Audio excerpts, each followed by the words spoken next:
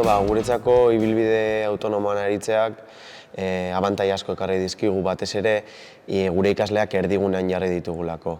Gure eguneroko jarduna da eta azkenean guretzako aukera ezberdinak zabaldu dizkigu ikaslako hobeto ezagutzeko eta balorazio hezigarri baten alde egiteko ikaslea hori erdigunean jarriz eta bere prozesuan nagusitasuna ipiniz.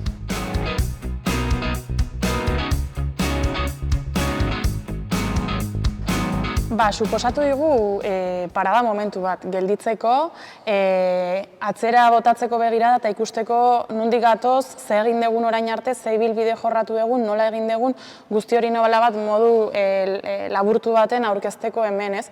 Eta horrek ere zuri ematen dizu, ez, talde bezala, lantalde bezala, pausa momentu hori esateko, bale, hemen gaude, oraintxe gure errealidadea hemen dago, ez? Eta orain, hurrengo pausok definitzen jarraitu ezakegu. Baina sintesi lan horrek laguntzen du ere, ez kanpora begira honek hartzen degulako partekatzeko, baizik eta barrura begira ere bai kokatze momentu hori, bai etapa mailan, ziklo bezala edo berrikuntza taldean ikastola mailan.